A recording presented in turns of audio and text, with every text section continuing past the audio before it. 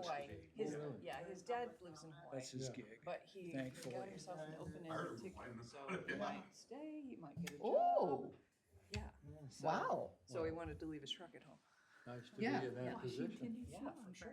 Hmm? Yeah, That could be life-changing for both of you. Are you gone for a Yeah. week? Wow. yeah. Wouldn't it be great to be that age Well, I and get back that Yes. ability I to don't say, I'm know. buying an open-ended ticket to Hawaii? I'm gonna go live in Hawaii with my dad and see what happens. Yeah. Learn to surf. Yeah, because you can day trade from So- anywhere, as long as there's token, right? So I'm Yeah. remote tomorrow. My mom did that. Generally She not was good. college age and she had a friend living there and she bought a one-way ticket to Hawaii and Okay. spent like, I And think then 3 to back 6, I can remember, Wednesday, I'll be somewhere 3 and working 6 the whole months time, there, and just then So living cool. and got a depending on job and, workload, you know, I'll figure out Thursday, Yeah. Friday. Yeah. The kids don't I have school missed Friday, that so I do opportunity Friday. somehow. What was I Next thinking? Friday. Sounds like a good day Yeah. to take To off. do it when I Happy. retire. Yeah. Yeah. So, and it's Yeah. President's Day, so Yeah. great, it's I'm happy for him. Oh. Yeah, that's awesome. That's very cool. Write that down. Are you gonna miss the Super Bowl? I am. I booked the trip and I'm Are like, you ready, Jane? Sorry. the Super Bowl. Like, Simon, what if you do without me? I'm not gonna be here for the Super Bowl. Okay. They have a big Super Bowl party there, Rachel. It's not the same as No, my husband watching. I this. know. I went and Yes, I we know. went last year and it was so loud. We Yeah, only yeah. stayed for part of Yeah. it. So I don't like think watching commercials and it's Yeah. kind of hard with the loud. it is. I think we might either watch it in our room or go find a different, quieter Yeah, space if one exists. yeah. Are we ready in the back, Debbie? Okay.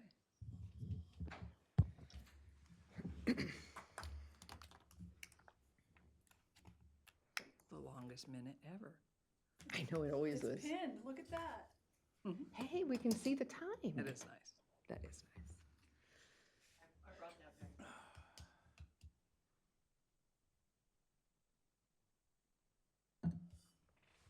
Okay. Good morning, everyone. Today is Wednesday, February 7th, 2024, and we'd like to welcome everyone to the board meeting. We'll call this meeting to order at 9 a.m.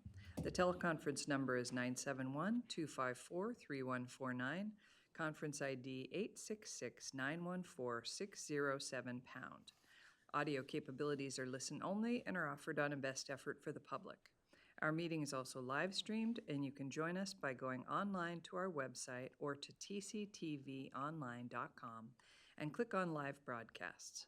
Before we get started, I'd like to remind everyone to mute your phones. You can do this by pressing *6. Please unmute your phone when your agenda item is ready to be discussed.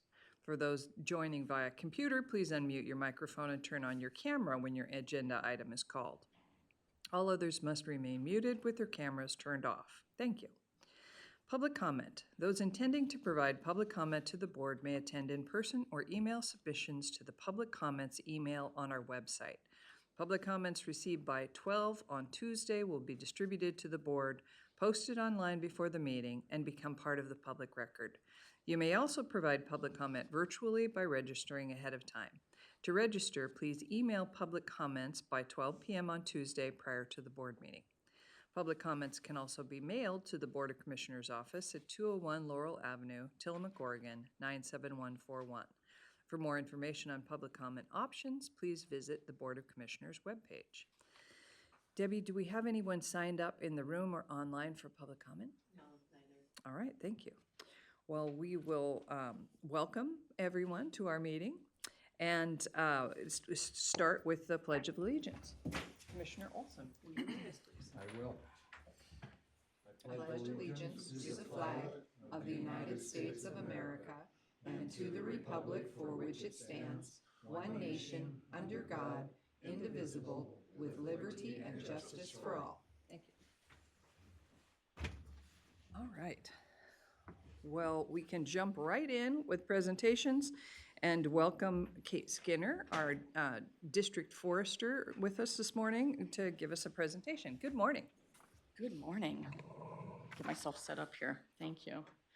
All right, and Debbie's taking care of me. All right. Well, I can start in. Good morning, commissioners. For the record, my name is Kate Skinner, Tillamook District Forester for the Department of Forestry.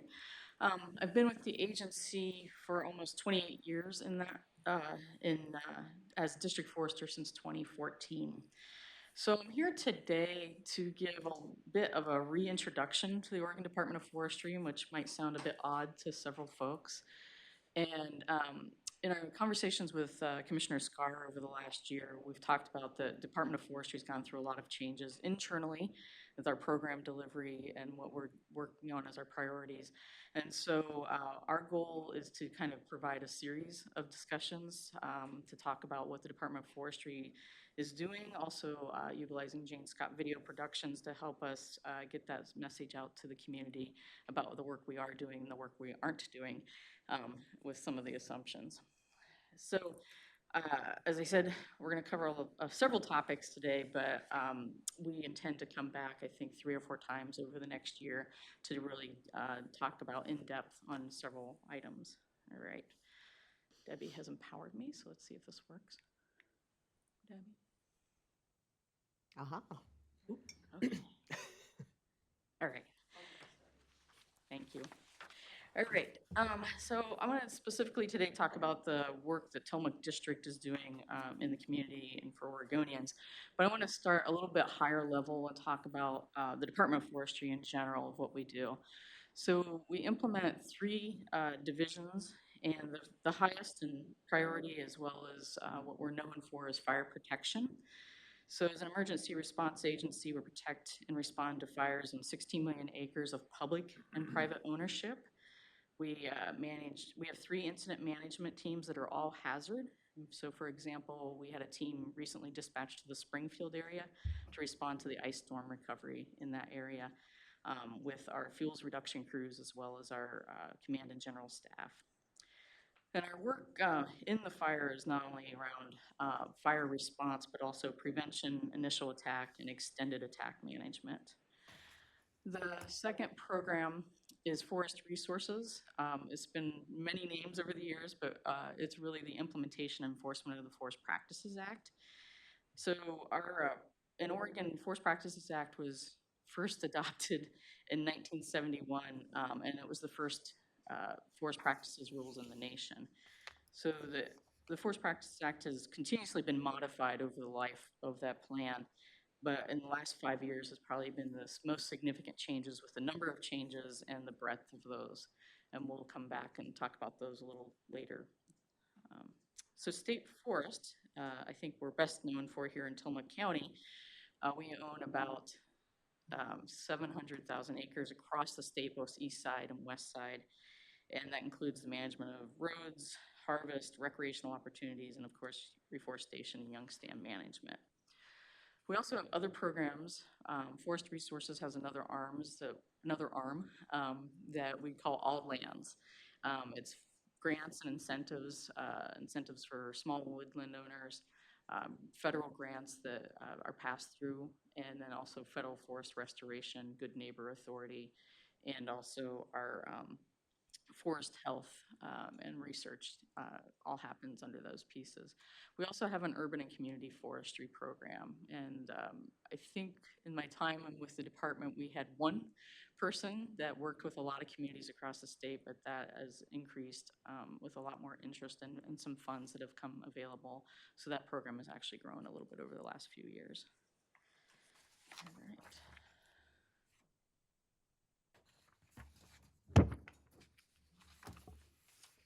Oh, whoops. Now we went. One more. There we go. Thank you. All right, so the district programs done here on Tillamook we talk about fire protection. So the Northwest Oregon Fire Protection Association is Tillamook District, Forest Grove District, and Astoria. So as you can see on the slide, the original Fire Protection Association was formed in 1912 for Northwest Oregon, and the state assumed management of that in 1945.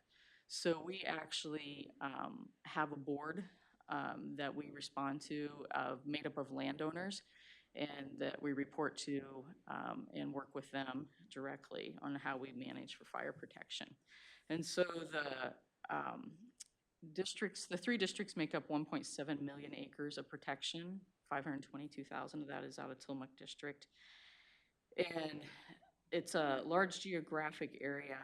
And a big portion of this work too is prevention. And so prevention activities of education, we do harvest operation inspections for fire equipment, regulation in the summer based on fire season conditions. And prevention is also part of the yard debris vouchers that are supplied by Title III funds, and this last year, Keep Oregon Green as well. We work with multiple districts and agencies for what we like to call the complete and coordinated system. So the rural fire districts, the state fire marshals, emergency management, federal agencies, and of course our landowners, who also pay 50% of the portion of our budget for the local protection here.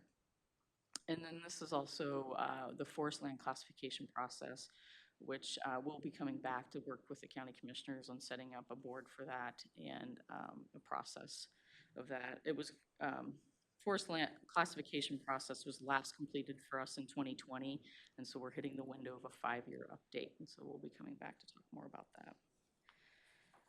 All right, next slide, Debbie. So the Tillamook District also has forest resources, of course. The Forest Practices Act enforced and regulated by our stewardship foresters. And as I said earlier, it's gone through significant changes, and most recently is through legislative acts and through the Private Forest Accord. So for example, the notifications for aerial spray have changed, when you need to do those notifications, and a lot more regulations around homes and schools. And then also the other big change is steep slope protections and stream protection for buffers. And we have 2 stewardship foresters on our district, and the process is really around a landowner wants to do a forest operation, and they provide us with a notification of that operation, and that is just the beginning point of our stewardship foresters working with those landowners for harvest of trees, chemical application, review of resource sites, and being on the ground. So our stewardship foresters are really the boots on the ground working with our landowners. So I'd say with all the changes this last year, we have really spent a lot of time training our employees, but also working with our landowners and trying to learn, all of us together, the new rules that have rolled out. And January 1st was a significant change of rules, and so we're still learning. And we have to remind ourselves we've only been implementing these new rules for about a month and a half, and so some things work well and some things we're still trying to figure out how to put it on the ground. The stewardship foresters also often work with community planning with the county for if there's a land use change. They also work with DEQ, water sampling, and those kind of pieces of it to make sure that we're all working together across the agencies. So for Tillamook District, there's about 270,000 acres of private ownership in the county, and there's so Weyerhaeuser, Stimson, Nuveen, a variety of land ownership here, and small landowners as well. All right, next slide, Deb. Thank you. So the largest program and well-known here in Tillamook County, of course, is the State Forest Program. Tillamook State Forest is about 365,000 acres, and I always say that folks talk about Tillamook District, Tillamook County, and the Tillamook State Forest as one and the same. However, there's a lot of nuances around that.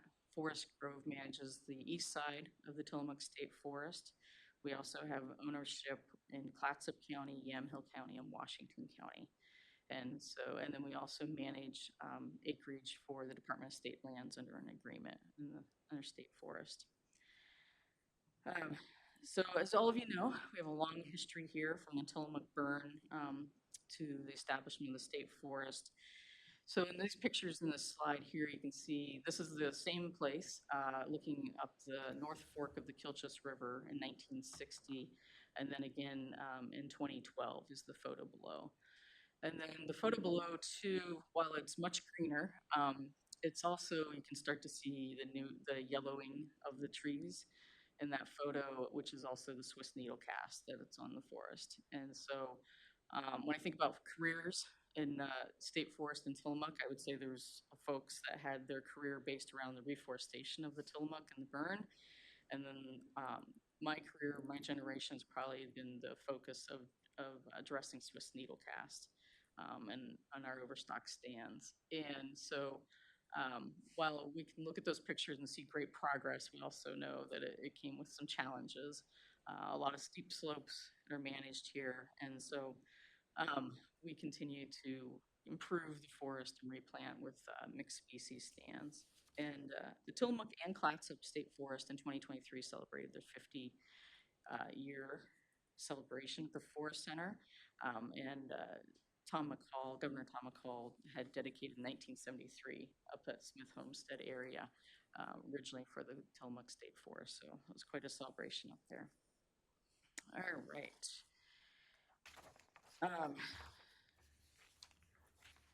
So I want to talk a little bit about our organization, how we do all this.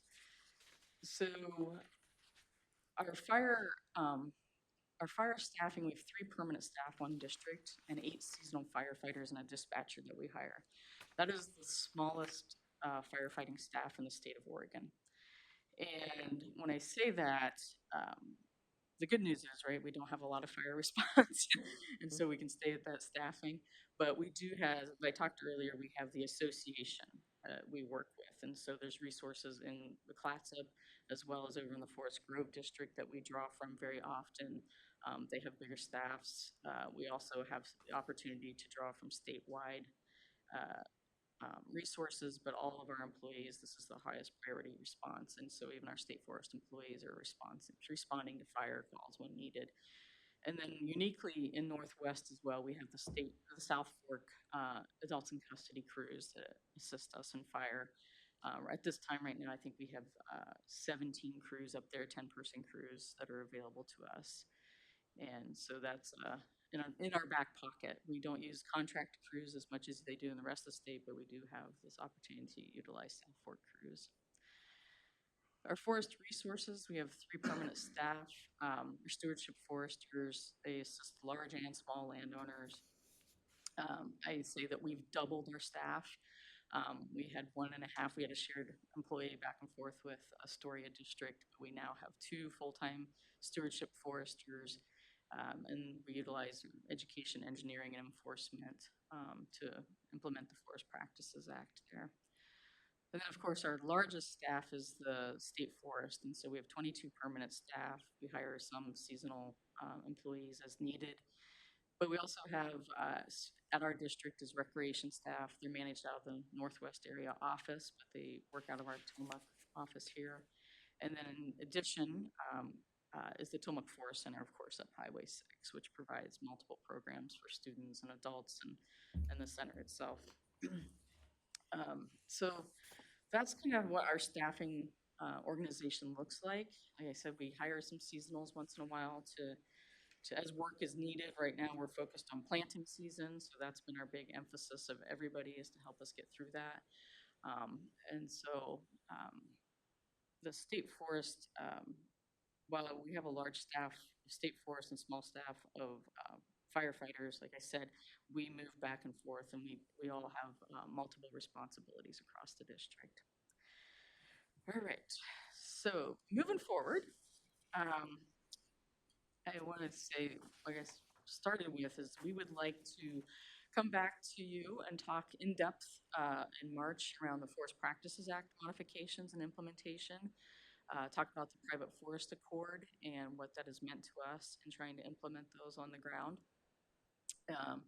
In May, we'd like to come back for Fire Prevention Month, outlook of the 2024 fire season, and also kick off the forest land classification update process.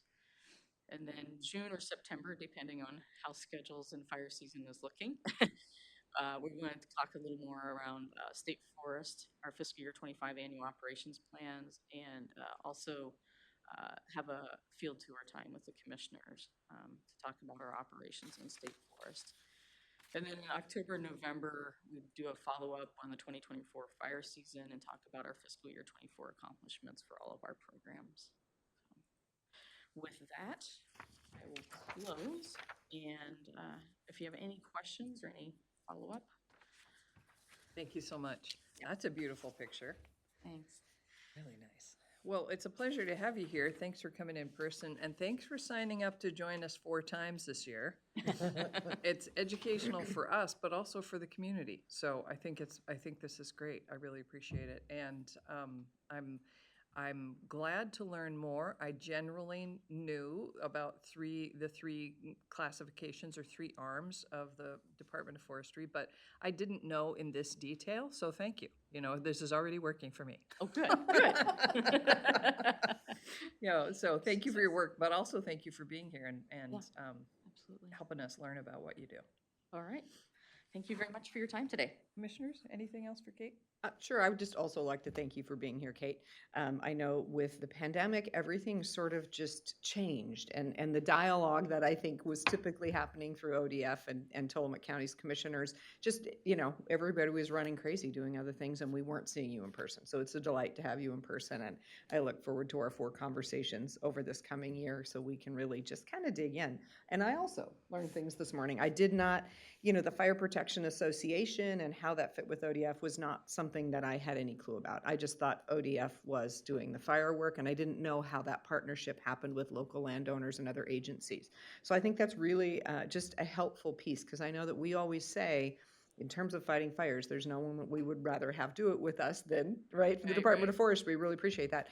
But to really recognize and understand the full breadth of partners was new for me, and actually just kind of a reassuring, I guess, if you will, as we say, 3 staff on your you know, district to do that. But I also recognize and have experienced when there is a fire going on, working with ODF on something else, and they're like, we're really sorry, but everybody's on the fire. We'll get back to you when it's under control and we're ready to step away. So I have experienced that shifting of staff that you do to be efficient and effective and make sure that you have the people you need. So I think the other piece I wanted to comment on quickly was just around the state forest, because I do sit on the State Forest Trust of Oregon, which is a partner nonprofit to the state forest arm of the recreation, education, and interpretation piece of the state forest arm.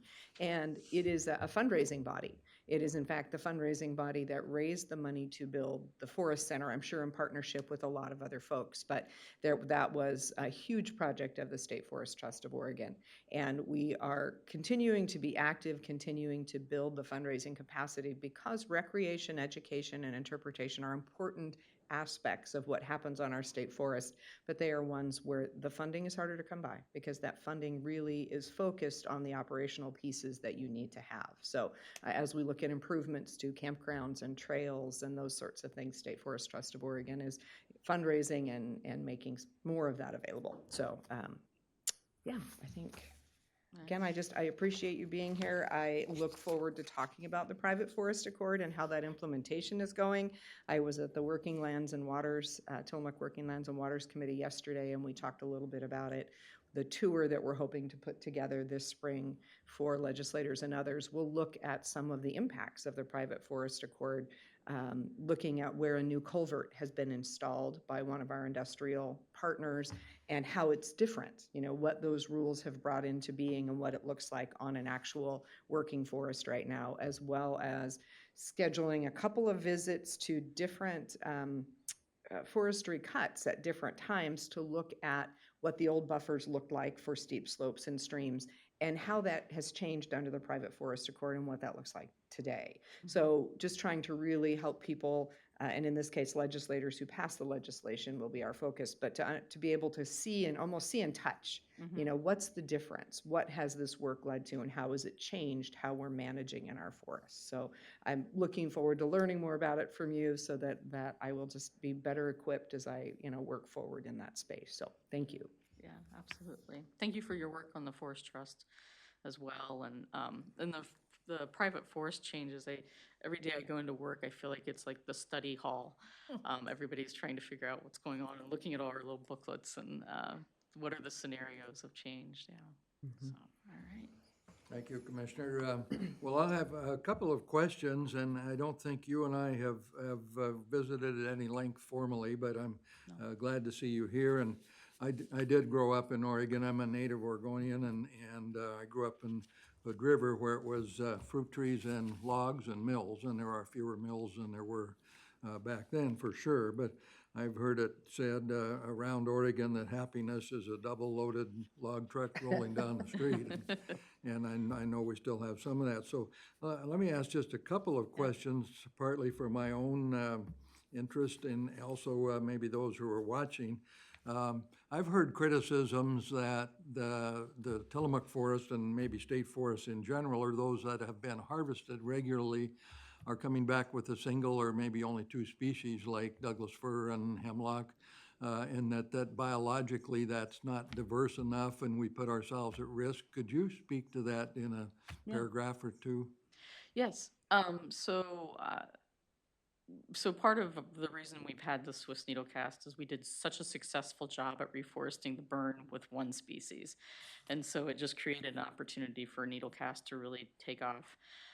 And so as we reforest, we've been working a lot with Swiss Needlecast Cooperative as a highlight of, as you're closer to the coast, there's a hemlock, cedar, spruce components that go into our stands or hemlock dominated. And then as we go further east, it will become more of a Doug fir dominated, but they all are mixed species stands now. And we try to do at least 3 species at times, 4 if possible, and some of the cedar and mixing that in as well. I would say one of the challenges we've had is really finding spruce. I think most folks know if you plant spruce, have tip weevil with a lot of damage in it. And so that's been quite a challenge to find methods, honestly, to reforest. It grows really well underneath of alder and is more protected before it emerges out of the alder. But in higher elevations, of course, we put in noble fir, true fir as well and mix those in.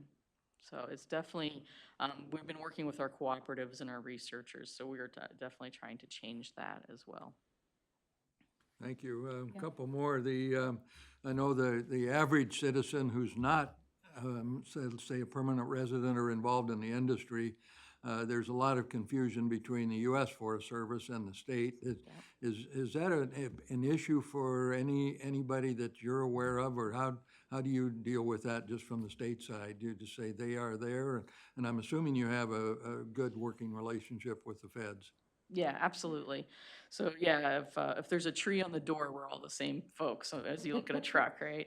And so we do have a good working relationship. We work mostly with the SIUSLA here, and working with their district ranger, and trying to. We meet quarterly and talk about what's the priorities for each of us and what are the challenges that we've had, but also.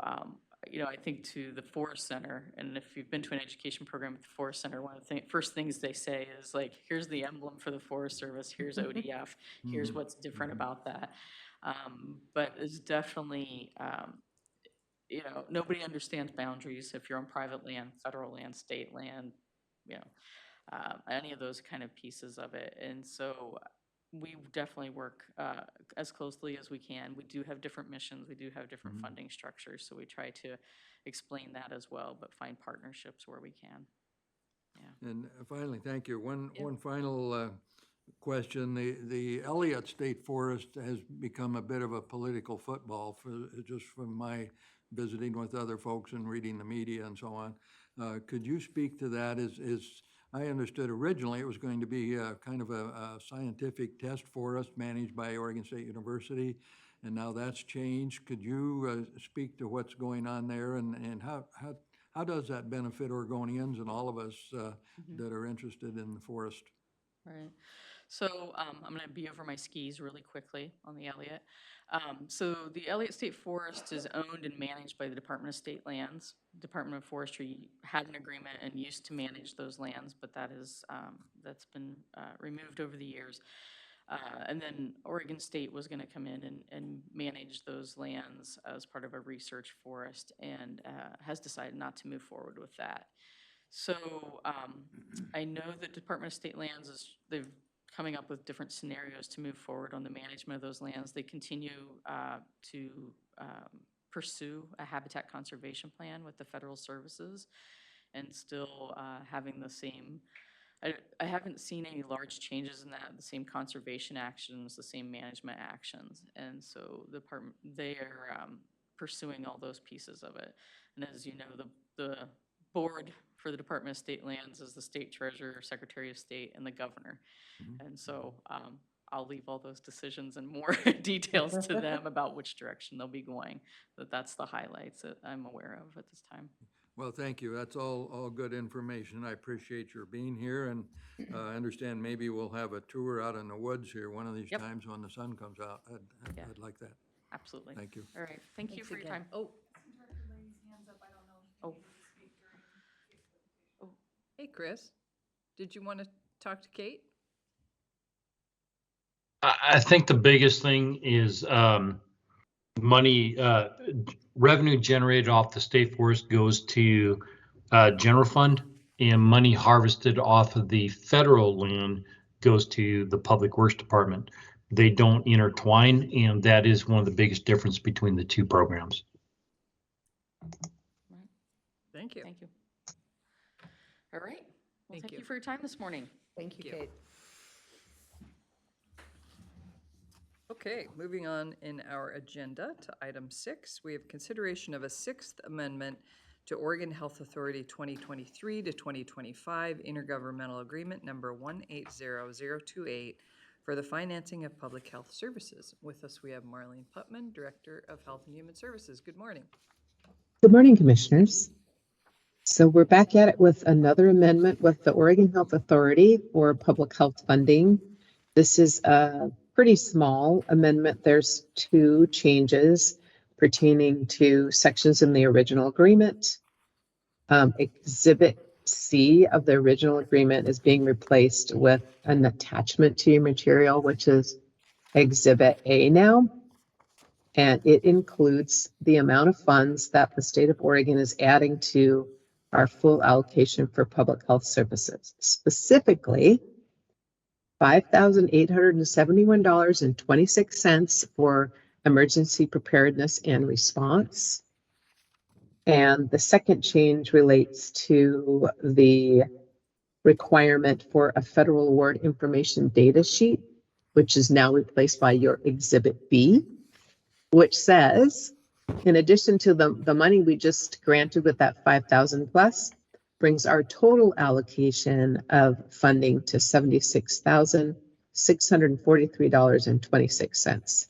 And those are the 2 changes to the original agreement in this Amendment 6. It's been reviewed and approved through the county required contracting processes and is now before you. Thank you very much. Commissioners? Thank you, Marlene. I know that this is just the 6th Amendment, an ongoing process. Can you speak just briefly to what our emergency preparedness and response is funding in the health department at this time? I think that during the pandemic, it was so clear that with COVID, there was so much happening.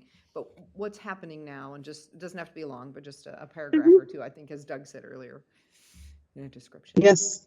So many people hear about Tillamook County Emergency Preparedness and think, oh yeah, we know who that is or what that is. But there's the county emergency preparedness, and then there's public health emergency preparedness and response. So the reason why folks are seeing a lot of us during the pandemic is because it's a communicable disease, and public health is responsible for emergency response to that. So wow, is COVID over? Well, we're still seeing COVID, but as you indicate, Commissioner, our efforts are shifting more to what is now called public health modernization work. So how are we changing up emergency response? A lot of what we're doing right now is focused on communication. Are we getting the right information out to the right people in the right way? So if people hear about surveys, focus groups, those kind of things, that's where that's coming from.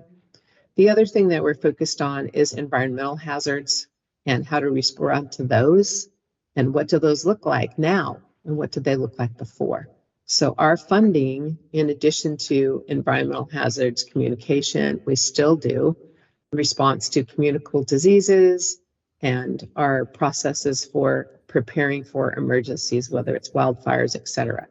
Our funds go to primarily paying for our contracted services with Ed Coulson, who's our emergency preparedness staff, and a little bit of our public health deputy. There's not a lot of funds coming from the state of Oregon, so that's pretty much what it covers. And the rest is supported by the staff within our department.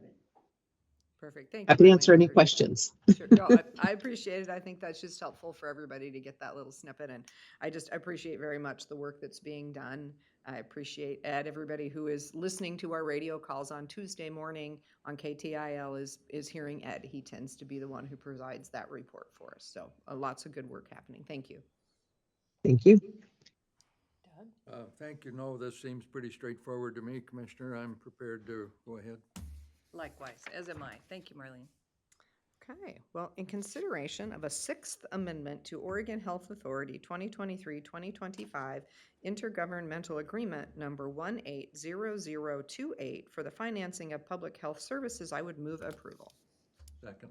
We have a motion and a second. Any further discussion? Hearing none, I'll call for the vote. All in favor signify by saying aye. Aye. Aye. Aye. Motion passes. Okay, Marlene, you have the next one also. Item 7 is consideration of a memorandum of understanding with Tillamook Family Counseling Center for the mobile crisis response.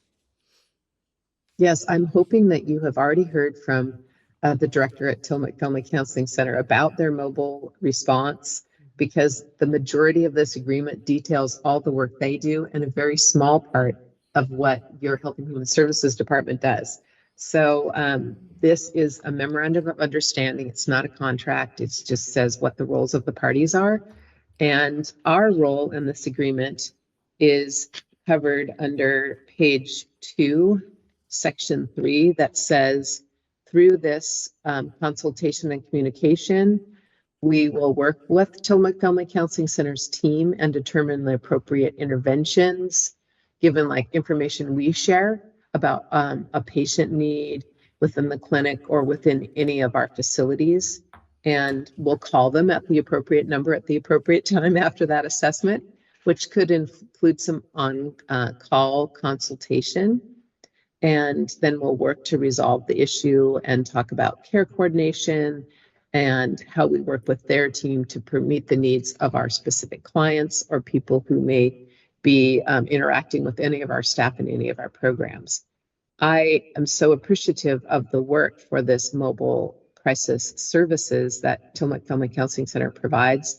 And as indicated, the bulk of the work falls on them. The purpose is really to reduce psychiatric hospitalizations for individuals who are experiencing a mental health crisis, and to reduce the number of individuals with a mental health diagnosis who are incarcerated. So trying to intervene early and prevent those things from happening, and hopefully to reduce the use of the emergency department as that triage or treatment space. Those are the way I understand the goals and appreciate their response when we may have someone, again, in our facilities or working with any of our programs to help resolve the issues. So this is an updated agreement for us between Tillamook Family Counseling Center and our department. Thank you, Marlene. Comments? Just to say, I'm excited to see the MOU. I know that you work very closely with Tillamook Family Counseling all the time, but having an MOU that just spells out what happens in a crisis situation is very helpful. We had one with them when I worked at CARE, because we would have individuals come into our office seeking services from our staff, just as they come to your office seeking services from your staff. And sometimes the crisis would, come to light. They would begin talking to staff, and what they would talk about would be things related to a mental health crisis. And our staff were not the right people at CARE to respond to that, just as sometimes your medical providers are not the right people to respond to that. But you don't want to just have that person walk out of the office in that crisis and then, to your point, end up engaged with law enforcement or end up at the emergency room because nobody else knows what to do. Where if we can bring in that mobile crisis team early on as the first signs of challenge exist, boy, we can really make a difference in people's lives and allow for different outcomes. So thank you for doing that. I absolutely appreciate Tillamook Family Counseling's work and appreciate the health department's commitment to really join in that process. Thank you.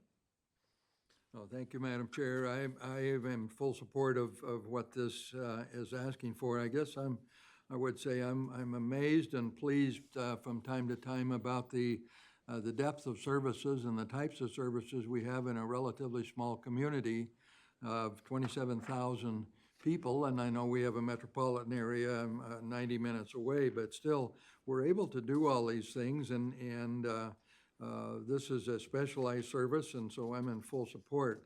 I would note that occasionally it goes the wrong direction, like now we're evidently losing our dialysis unit at our local hospital, and maybe there's a solution, don't know, but that we have these kinds of things just adds to the quality of life, and recognizing that anybody can avail himself or herself of these services, I think is a good thing. So good for all of us, good for everybody. Thank you. Thank you. I'm also grateful for the mobile crisis response work, and I've heard from a number of people in the field about how it works, that if someone shows up at the emergency room who doesn't actually require emergency services, but some other kind of service is needed, the mobile crisis response folks can respond there, and or if the police are called, but somebody isn't actually involved in a crime, but they're having a mental health crisis. So there are a lot of applications for this work, and it's really important work. And I agree completely that those folks don't necessarily belong in the emergency room or in jail. They need some other kind of help. So I'm grateful that we're addressing that. Madam Chair, in consideration of a memorandum of understanding with Tillamook Family Counseling Center for Mobile Crisis Response, I move approval. Second. We have a motion and a second. Any further discussion? Hearing none, I'll call for the vote. All in favor signify by saying aye. Aye. Aye. Motion passes. Thank you, Marlene. Thank you. We'll move on to item 8, consideration of an Oregon Department of Transportation Agreement number 73000-000-26415 for the Doherty Slough Blum Lane Bridge number 57C36 project. With us, we have Director Chris Laity, Public Works. Good morning, Commissioners. So this particular bridge is it's a bridge in poor condition. We applied for a grant. It's not so much a grant, but we applied through the programmatic request for funds through ODOT. In this particular instance, the bridge replacement is anticipated to be kind of struggling here. It's anticipated to be $3.7 million. And give me just a minute.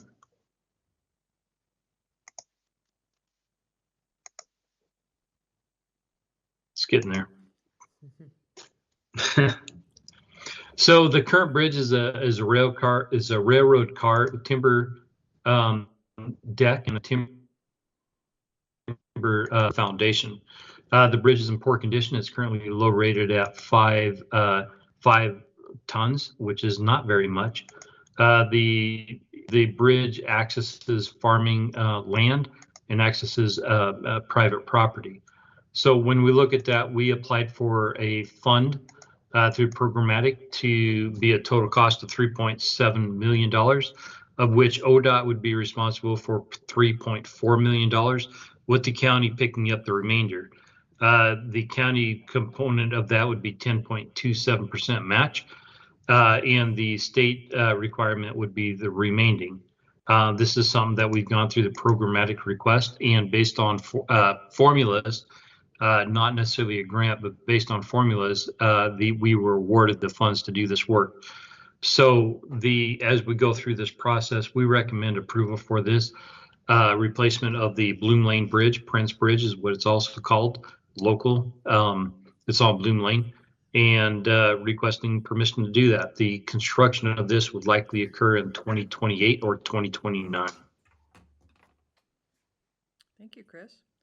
Commissioners, do we have comments, questions? Thank you, Madam Chair. No, could you describe a bit more for maybe all of us the precise location, or at least bring it down to the neighborhood? I'm not Sure. entirely sure where that one is. I know where Doherty Slough is, but whereabouts on that? So if you're on Wilson River Loop in the east-west section, Wilson River Loop runs north-south and then it runs east-west. So east-west ties you with Fred Meyers and the Solly Smith boat launch. There is a road a little bit closer to Solly Smith, about halfway between. You follow that road, Bloom Lane, that follows that road out to really the end of the road, and that ties you into private farmland and then private property. So this bridge would replace something that is existing in place. And that ties us into this. One of the things I want to kind of bring up a little bit is when you look at the revenue for the road department is we do not receive money based on the gas tax, the state motor vehicle fund. And the state motor vehicle fund is really based on the gas tax and also the DMV fees, so your tags that go in your vehicle. So as we continue to see the rise in electric vehicles and in hybrids, the dollar amount received by the counties is proportional. It is not related to the percent. Did I lose everybody? Nope, we can hear you. All right, good. My screen kind of blacked out. We received a cents per dollar amount, which it's not a percentage. So no matter where you buy your gas in the state, we receive a portion based on where your vehicle is registered. So it doesn't matter where you buy gas, it is where your vehicles are registered in the state. So your second homeowners really contribute nothing to this. The second largest component is based on transient lodging tax, which is currently 30 to 40% of a budget. Somewhere in that range, depending on TLT revenue and based on the continual decrease in revenue based on your gas tax.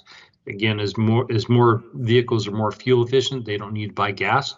If you're an electric vehicle, you buy no gas. So when you look at that, the dollar amount of TLT is significantly important to the road department. We lost your audio. You froze there, Chris. Bill, did you have something? I try to resist historical ramblings, but I remember where Bloom Road is, Commissioner, because it's probably been 15, 20 years ago.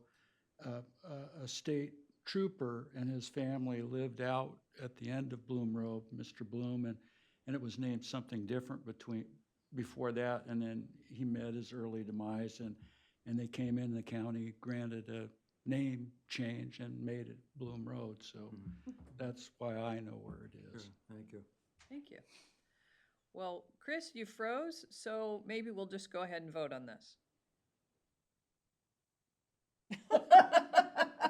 Did you have other questions or comments? I didn't have questions. I was just going to comment to his point about the state motor vehicle fund and how we get our funding. We are challenged because it is where your car is registered. And I had the opportunity at the AOC meet and greet on Monday night to visit with Representative Pham, who is one of the chairs of the Transportation Committee at the state level, and just explain this to her, because one of the things that we expect to have happen in the 25 session is a full transportation package coming from ODOT, including some funding mechanisms working to address to what Chris was talking about, the lack of adequate gas tax in the light of more efficient vehicles. So as they work through that, I thought, well, if they're going to open that process and that funding formula, let's make sure that for those of us who are significant second home communities, of which we are not alone across the state, that there's an awareness of how that shortchanges our road departments. So, thank you. Absolutely true. I agree. Because people, so many people are not registered. Their licenses are not registered here, although they have homes here and they drive here. And also we have so many visitors, as we all know, and those folks may or may not be paying gas tax here. So, so I think the funding system has sort of fallen apart over time, and I'm eager for the legislature to take a look at that and update it. absolutely. I think it is time, and I think particularly because even the gas tax, it's not where you bought your gas, it's where you register your car. And I think people don't realize that. And I think the other piece is the realization that the second homeowners pay property taxes, which is great, and that helps with our general fund, which has a lot of services in it, but it does not do anything for the roads because property taxes cannot be used for our roads. So it's one of the complications of county government funding that roads have to be a special revenue fund, and it has to come from that state and federal funding that comes there, as well as the transient lodging tax that the voters dedicated in 2014 when they passed that. So yeah, it's complicated. Thank you, Chris. It's good to see that you're back. I think we've just kind of kept talking. No, I appreciate that. To summarize, 385,000 approximately, it would be our match for the replacement of the Prince Bridge. I'm not entirely sure where I dropped off the conversation. I had to restart. Do you have any questions for me? I do have one, Chris. I know when you do something that's fast and needs immediate attention, you've used rail cars and those sorts of things. Would this be a stick-built bridge, so to speak, designed, engineered with trusses and all of that, or how would this be done for that amount of money? So currently we have two bridges that are using railroad cars. The Big Trout Bridge, which has been dominating a lot of our discussions, is one of the two rail cars. The Prince Bridge is the second of the rail cars. This would be likely would be a concrete beam crossing over this. So that would remove the need for the rail cars. Oftentimes rail cars, they're literally what they sound like. They are cars that were used in the railroad environment and repurposed to serve as bridges. Obviously not the ideal situation. So this would be a concrete beam bridge. Thank you. All right, I think we're ready for a motion. Okay. Madam Chair, in consideration of an Oregon Department of Transportation Agreement Number 73000-00026-415 for the Doherty Slough Blum Lane Bridge Number 57C36 project, I move approval. Second? We have a motion and a second. Any further discussion? Hearing none, I'll call for the vote. All in favor signify by saying aye. Aye. Aye. Motion passes. Thank you, Chris. Moving on to item 9, consideration of a resolution in the matter of proclaiming authorization of a loan from the Oregon Department of Environmental Quality Clean Water State Revolving Fund for the Pacific City Transfer Station. And with us, I believe we have Justin Weiss, our interim program manager of the Solid Waste Department. Good morning, Justin. Morning, Commissioners. Can you hear me? Yes, we can. Fantastic. Excited to be here this morning as we're getting close to getting this loan process across the finish line here, which started, maybe roughly 2 years ago by my predecessor. So we've, about a year ago, we had the authorization from the board to submit the application. That was awarded about mid-2023. And we were going through the state environmental review process, and that wrapped up at the end here of 2023. And now we're ready to get moving on the loan agreement. So the resolution that's before you will approve the loan for the full amount. The actual loan that we'll be signing for Pacific City will allocate the design funds. So it's going to be about $83,000. That will be freed up by this agreement that we will sign, and that would be a digital loan agreement that will be shared with you commissioners after I share everything with DEQ, the resolution. There's also an Appendix G that was shared via Civic Clerk, and that is stating that we will not be doing any lobbying with the loan funds, and that was signed by Public Works Director Chris Laity. And then there's also a attorney letter that will be supplied by Mr. Bill Sargent, saying that he's reviewed and approves us to move forward with the loan signature. So those two documents, along with your resolution, will allow us to sign the final loan agreement, get those design funds going. That'll give us capital to get the design across the finish line. We're at the 90% phase for Pacific City, and so this will allow us to re-engage with the engineering firms, get those plans finalized, electricity. We're also doing a building down there, which will allow for recycling undercover. And also, as we're looking at the RMA coming in 2025, we're going to be expanding the materials that we do take, and having a building will be crucial for baling, collecting more materials. I'm actually meeting with the representative from the Mattress Recycling Council this afternoon, who's going to visit all 3 of our transfer stations and hopefully roll out a program where we can more affordably and efficiently recycle mattresses throughout Tillamook County. So that's something to look forward to as well. So yeah, this infrastructure upgrade has been in the works for quite a while. I'm excited to get this near the finish line here. And again, I think with the design funds allocated here with the loan, within 2 to 3 months, I would come back before you commissioners, and there would be a 2-page amendment is what DEQ told me. And this would just allow us to move forward with the construction fund. So that would free up the remaining loan amounts that are designated in the resolution. I believe Pacific City, I don't have it in front of me, but it's 700,000, I believe, roughly 800,000. So once we sign that amendment, that would allocate all the rest of the funds. So yeah, happy to answer any questions you do have on the Pacific City SRF loan. Thank you, Justin. Because the next item is practically the same thing, but for Manzanita, I wonder if we'll have to vote on them separately, but I wonder if you'd like to talk about that one now also. Yeah, we could do that. Mr. Sargent did recommend we do 2 resolutions for the 2 agreements. And so, yeah, they are quite duplicative. But yeah, Manzanita, very similar. We did finish construction in 2023 for a large majority of our infrastructure upgrade. And that was from existing funds, but we are going to be taking out a small loan. This one here for design funds is allocating $25,000. This will get us just across the finish line, and a couple final items for designing. And the main component of Manzanita is the east wall is failing.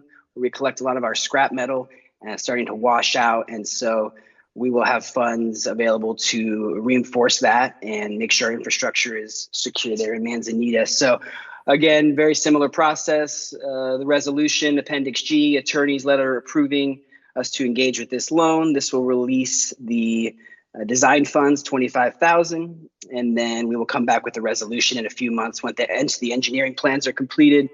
Sign that, and that'll allocate the rest of the funds. And another exciting development, we talked a few weeks back about some grant funds that are going to be made available for the construction.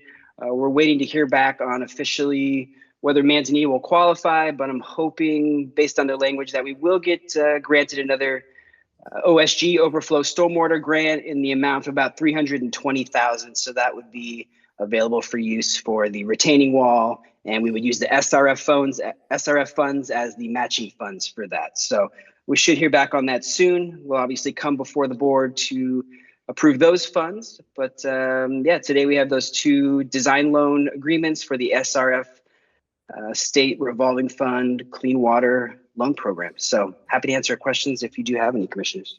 Thank you, Justin. Commissioners? Thank you. No, my only comment is that I think I mentioned prior when this was discussed, all 3, and the one particularly in Pacific City where I live, are rather heavily used. They become really an integral part of the community, and I think this is a good thing. And I'm glad to hear you mention something about mattresses, because I know some people, their recycling program consists of throwing it out of the back of a pickup and it ends up on the side of the road. So to the extent we can make sure that doesn't happen, I think it's a good thing. So let's get the money and make something happen. Thank you. Thank you. Yeah, I agree. I think this is great. And as I remember, and I was just confirming, these are 50% forgivable loans, if not mistaken. So although we are borrowing it now and it gives us the money to do what we need to do as we go forward, assuming that all of the conditions are met, 50% of this is forgiven. So it's actually a pretty good deal from the state of Oregon. And I'm happy that your predecessor found them and that you've carried through in making sure that we're going to be able to use these funds and get the work done. So thank you. Thank you, as am I. I think this is a great opportunity. And speaking of your predecessor, I see that he is listening in on the call. I did see that. Dave McCall, if you can hear us, thank you for your work in setting this up. This is a great opportunity for the county to get upgrades to those facilities. And as Commissioner Scar mentioned, I'm grateful to you, Justin, for carrying the work forward. Of course, my pleasure. I think we're ready for a motion. Okay, we will start with item number 9.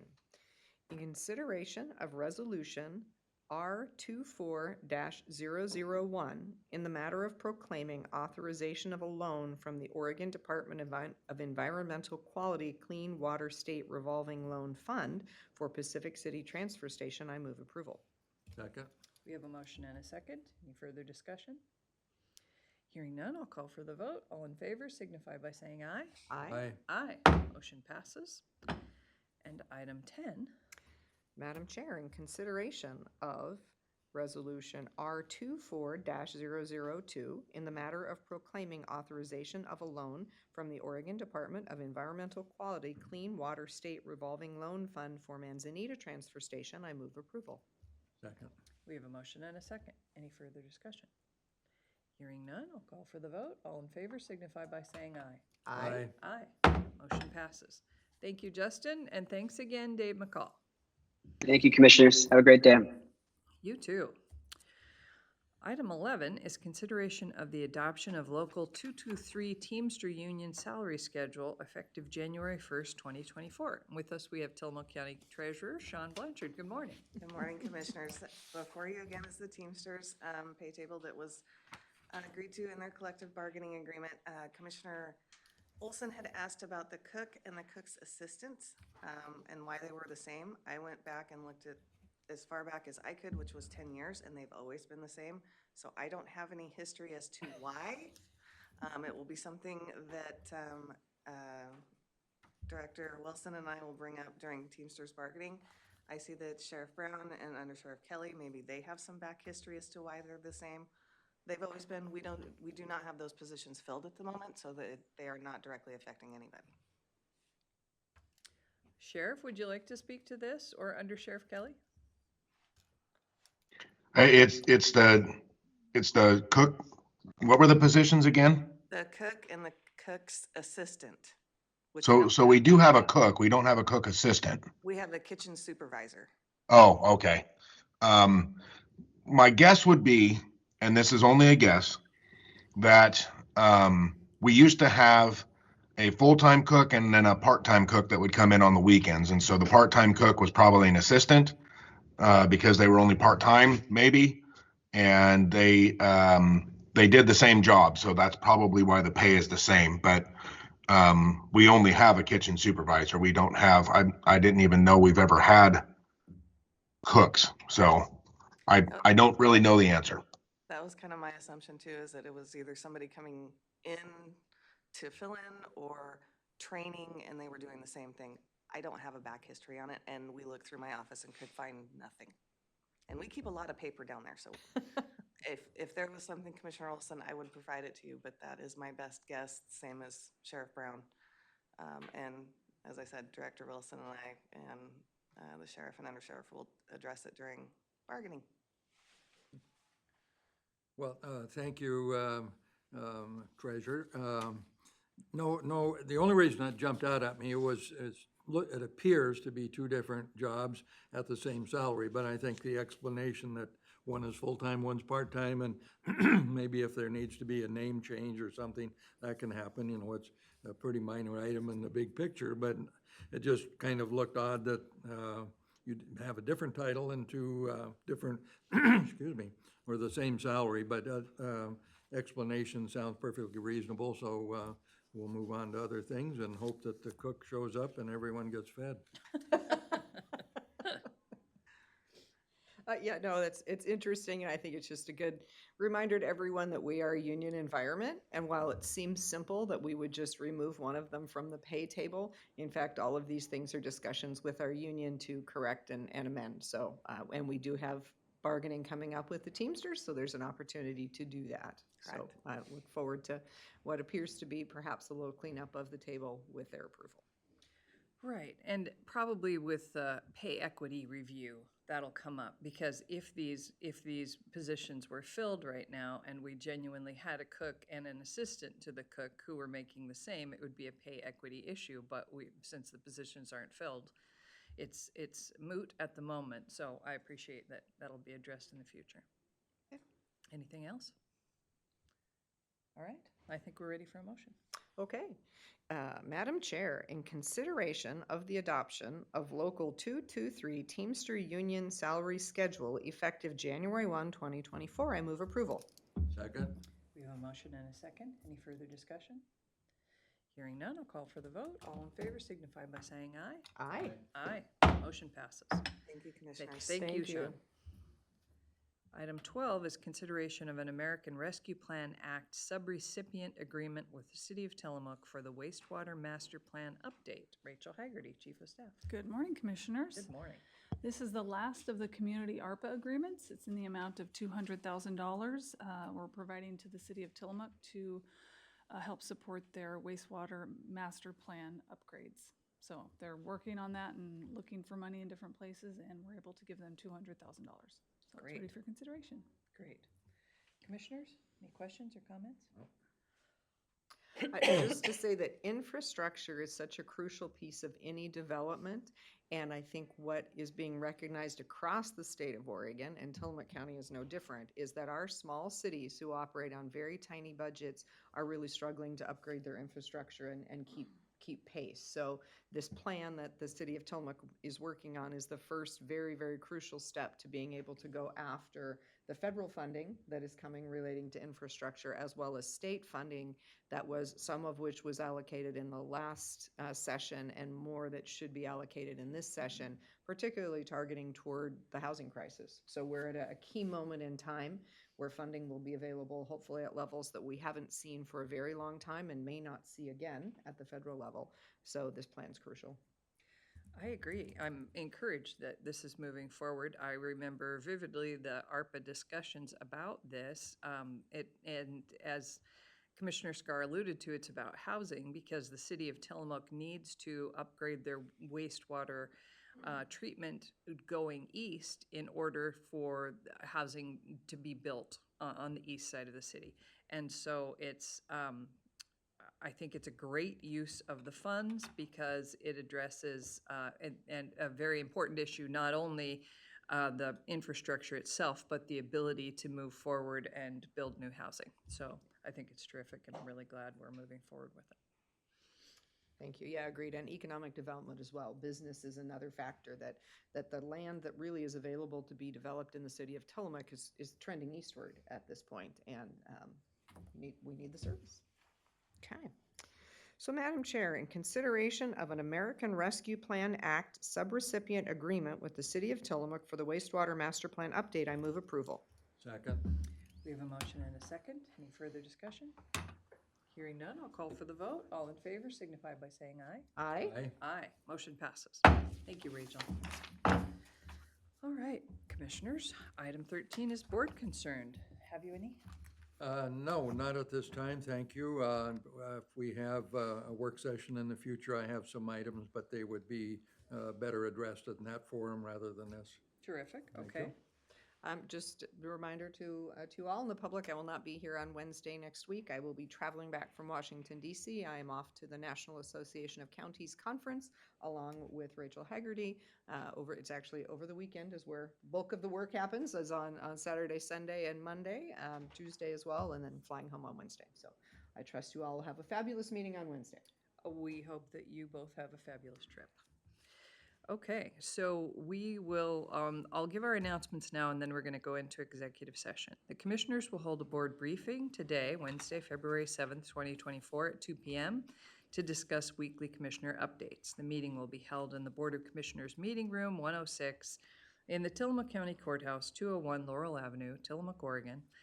The teleconference number is 971-254-3149, conference ID 866-914-607#. And at this time, we will recess the board meeting at 10:06 for an executive session under ORS. 9826602E. Thank you. We are recessed. You can hang around, but you know.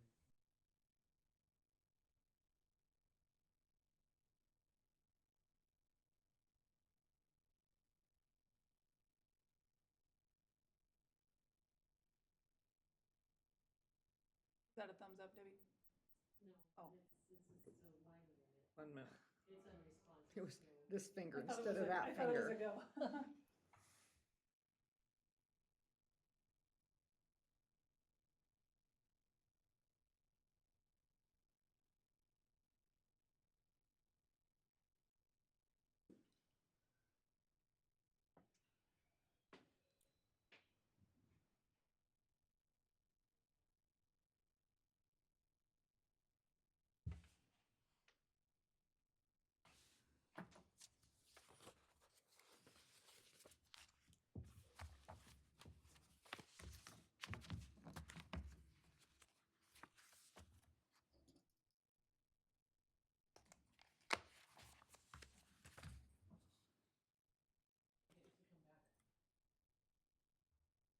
Well, we needed to come back, so we need to figure out how to make this happen.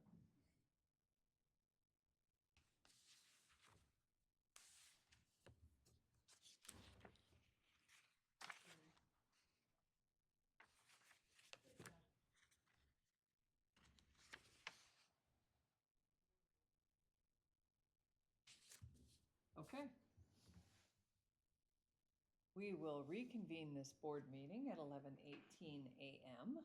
and I'll turn it over to, Well, we discussed in executive session, real property transactions, and I thought as a result of that, it was probably appropriate, it was appropriate for the board to make a motion about a portion of what was discussed in that executive session.